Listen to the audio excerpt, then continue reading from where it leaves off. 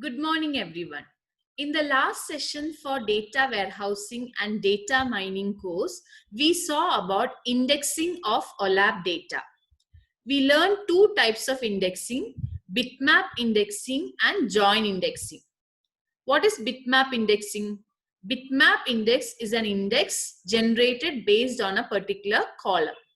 So here we will have a bitmap, and the number of bits in the bitmap depends on the number of distinct values in the column. So when I'm considering one column, depending on what value it holds, the corresponding bit is set to 1 and all the other bits are set to 0. We had seen this in detail with an example. Now, what is the advantage of bitmap indexing? Here we are replacing a string of characters by single bits. So there is lot of storage space reduction. The second type of indexing which we learned was join indexing. Join indexing is performed by joining dimension tables and fact tables based on similar tuples. Then in the last class, we had started with data generalization. Data generalization is nothing but summarizing the data. Data generalization can be performed by either dimensionality reduction, that means removing a particular dimension, or by climbing up the concept hierarchy. Lower level values can be replaced by higher level concepts. So we are going to learn attribute oriented indexion, that is a technique for data generalization in today's class. Let's go to today's session.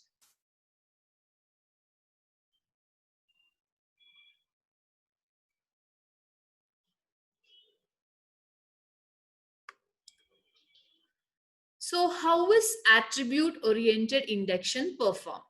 The first step is we have to collect the task relevant data from the initial database using a relational database query. So what do you mean by task relevant data?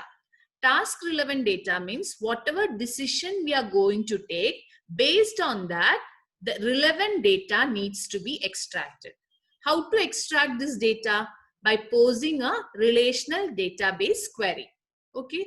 Now, after deriving the task relevant data, we'll call it as the initial relation.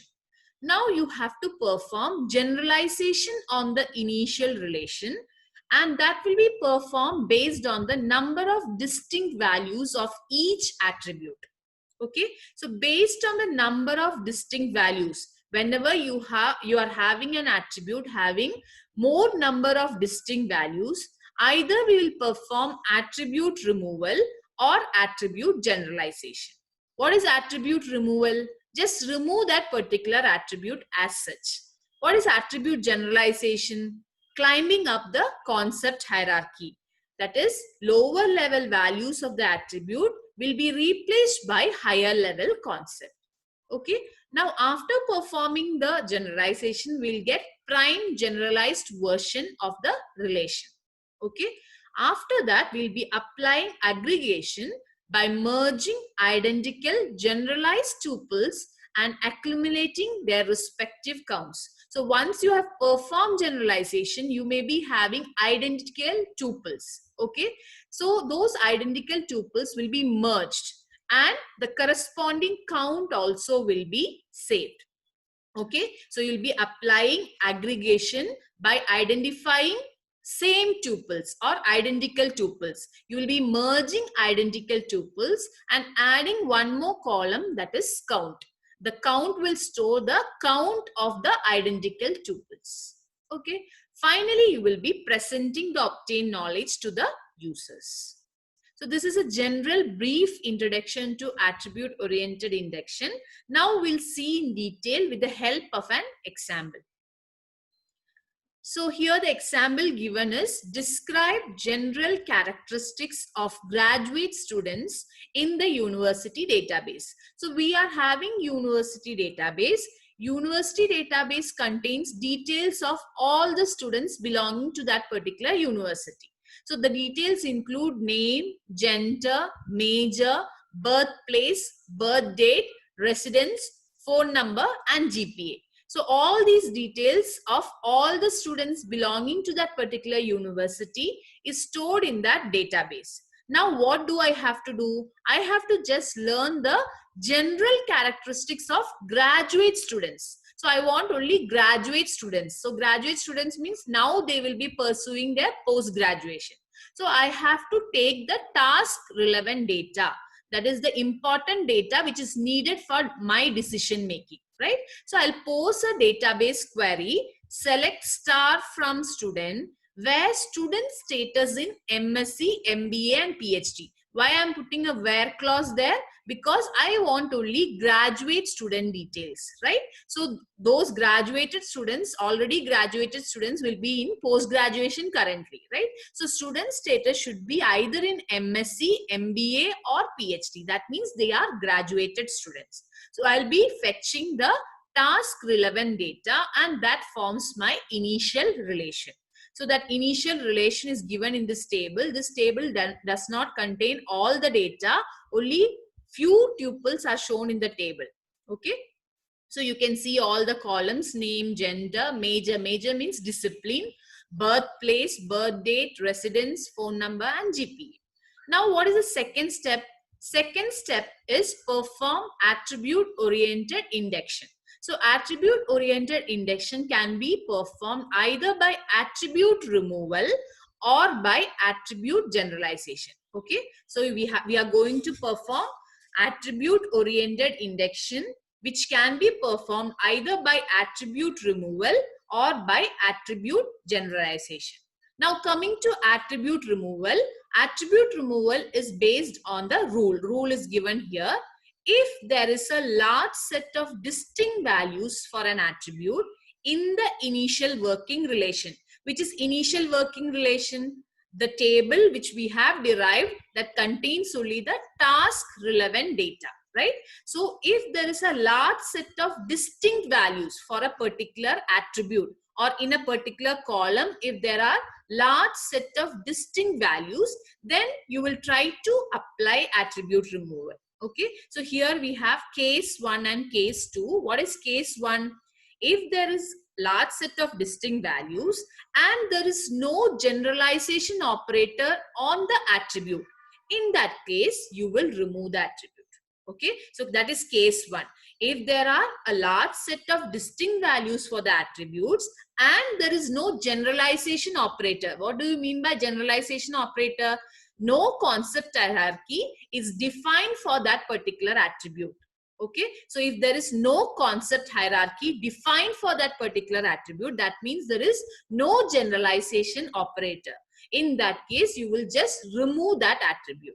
Now, what is case 2? Its higher level concepts are expressed in terms of other attributes, then the attribute should be removed from the working relation. So what is case 2? If suppose, one example I'll tell you, if suppose there is an attribute called as location. Okay, so location is displayed, there are two columns representing location. One is city and country. Okay, so if suppose coming to the column city, I find that there are a lot of distinct values for that particular column. Okay, now I can check whether there is any generalization operator. Yes, I can generalize the city to the next level, that is country. But country is saved as another attribute or another column in the relation. So do I need to generalize city to country? No need of generalizing it. I can just remove that city as such. Okay.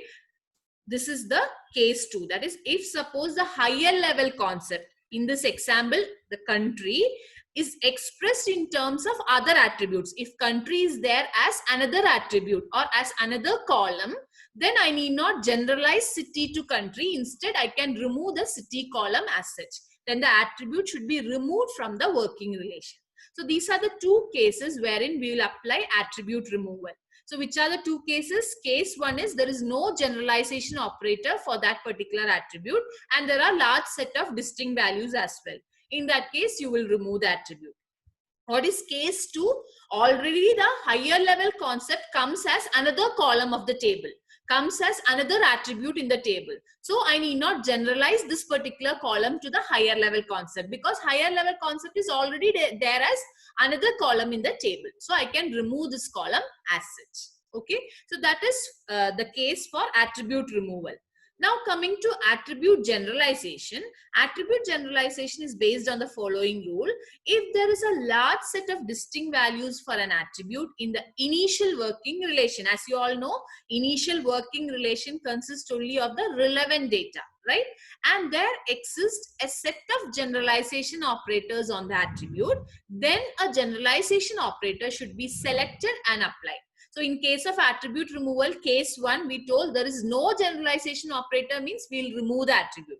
But if there is a generalization operator and that particular generalization operator doesn't come as another column, okay, in that case we'll apply attribute generalization and generalize the lower level concept to higher level. Okay, so this is attribute removal and attribute generalization, which we apply for attribute oriented induction. Okay, now we'll see this process in detail using this example. Okay, coming to the first attribute, that is name. So when we consider name, as we all know, name will be distinct from person to person. So many columns will be there. Many rows will be there having distinct values. So for the name attribute, there are so many distinct values. So you have to apply attribute oriented induction. Okay. Now the two things, attribute removal or attribute generalization. So for name, do I have a concept hierarchy? I don't have a concept hierarchy. So I cannot apply attribute generalization. Instead, what do? I can remove that particular attribute as such, because my study is about the characteristics of graduate students. I need not have the name over there for that, right? So I can remove the name attribute as such. Now coming to gender.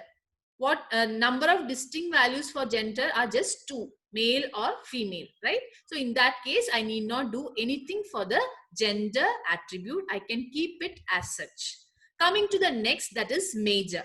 Major has got many distinct values. Major column has got many distinct values like CS, EZ, EC, physics, chemistry or history. So many distinct values are there. So what can I do? Can I do a generalization there? Yes, I can generalize it to concepts such as engineering, arts and science, business, etc. Right? So I can just generalize it. So if suppose a student belongs to CS stream, IS or EZ, I can put it as engineering. If a student belongs to chemistry, history or commerce, I can put it to arts and science. If a student belongs to MBA, MBA related to business, I can put it to business generalized concept. So major attribute can be generalized to higher level concept. Okay. Now coming to birthplace. So birthplace is defined with respect to city, place and country. City, state and country. Okay. Now what do I do? Should I remove that or should I generalize it? Okay. So I'll consider city. Now I want to generalize it to country. Okay. Now what should I check here? Whether there is any other column with country as the with country as the attribute. Does country exist as an independent attribute? If we check here, there is no independent attribute named as country. So I can very well generalize the birthplace from city to country. So Vancouver, Canada. Vancouver belongs to Canada. I can generalize it to Canada. Even Montreal also belongs to Canada. So I can generalize that also to Canada. Okay. Now coming to birth date. What do I do for birth date? Even birth date consists of so many distinct values, right? So what do?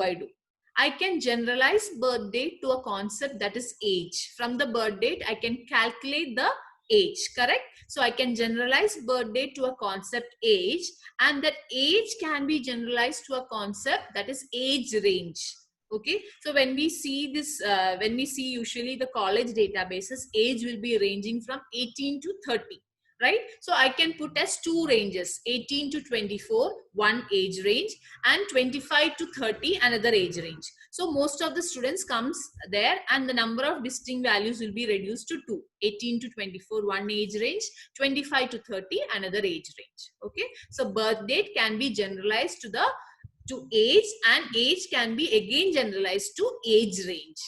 Okay, now coming to residence, what do I do for residence? Okay, residence, again I have the complete address, the house number, street, city, place, and country. Okay, so instead of putting house number, street, and all, for my study, that is general characteristic of student, I need not have house number, street, and all.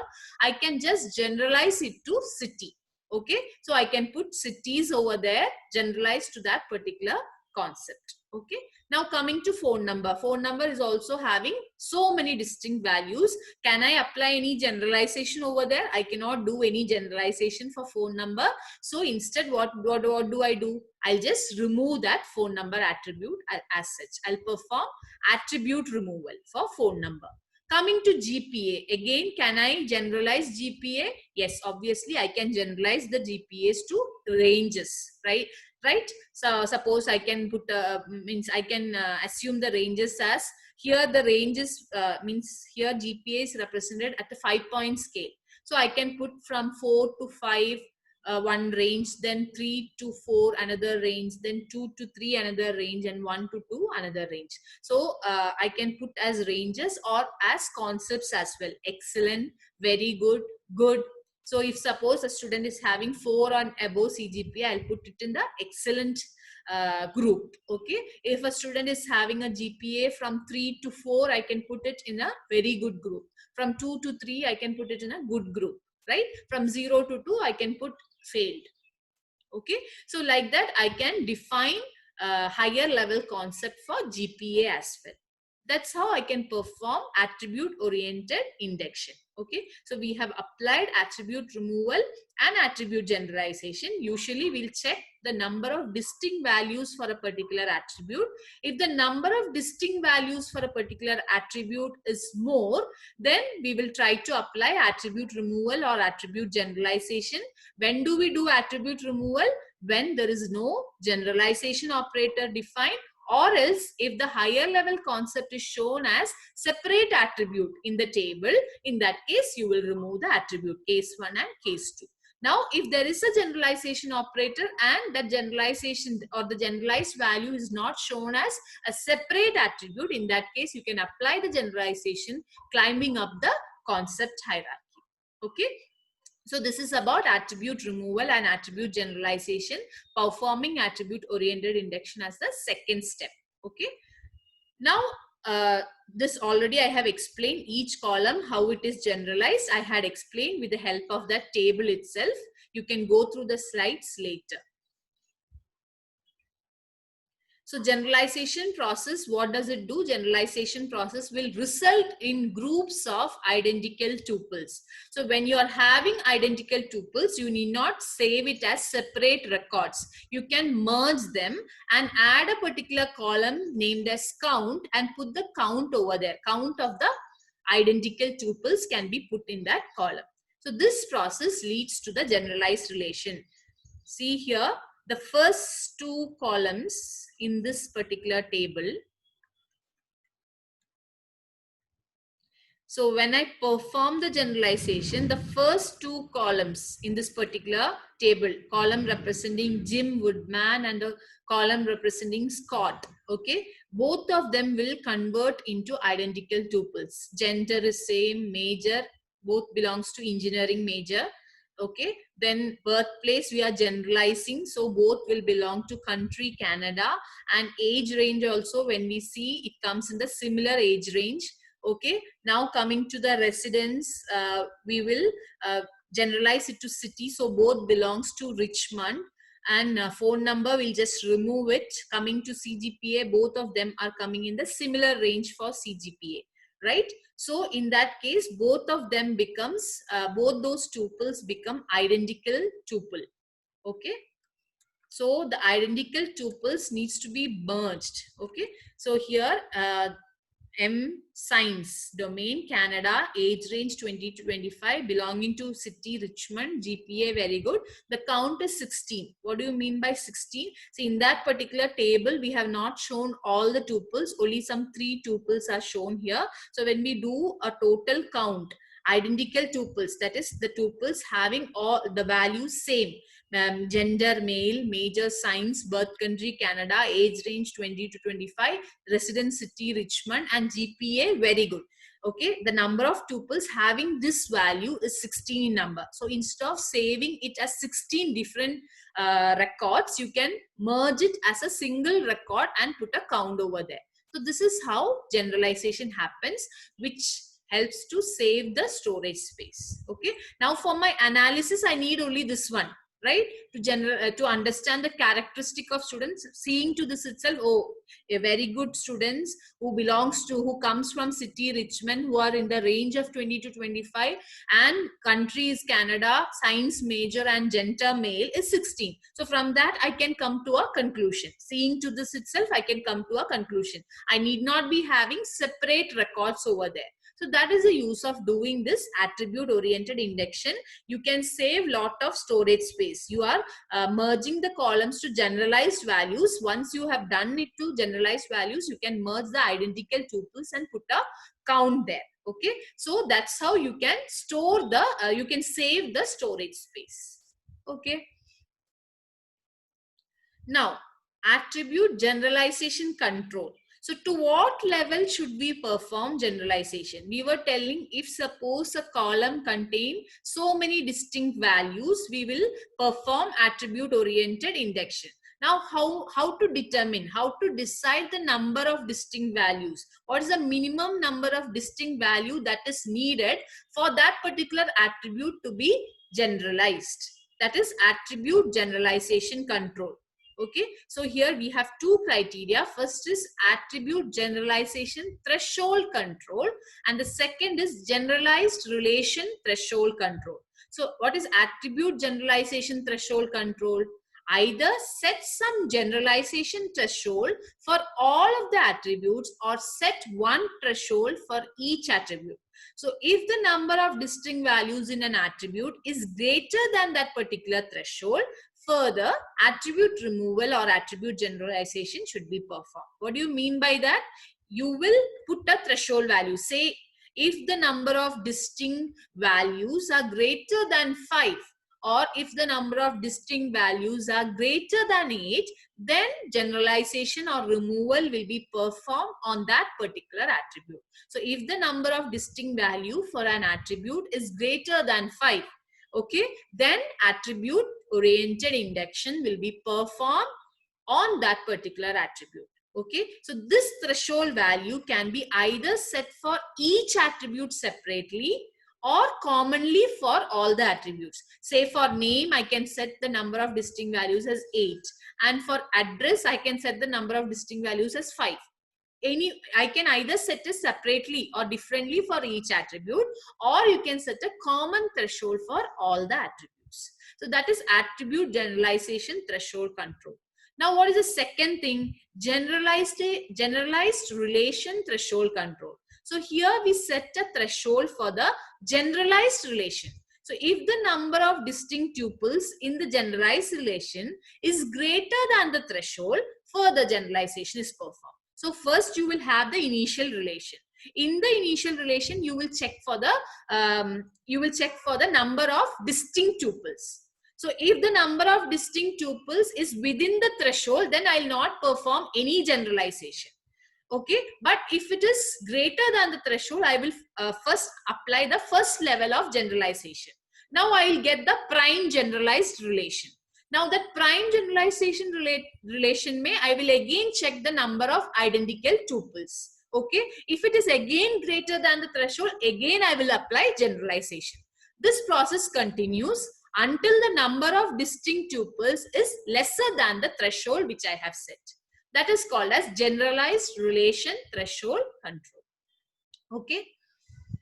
So this is all about attribute oriented indexion. So what is attribute oriented indexion?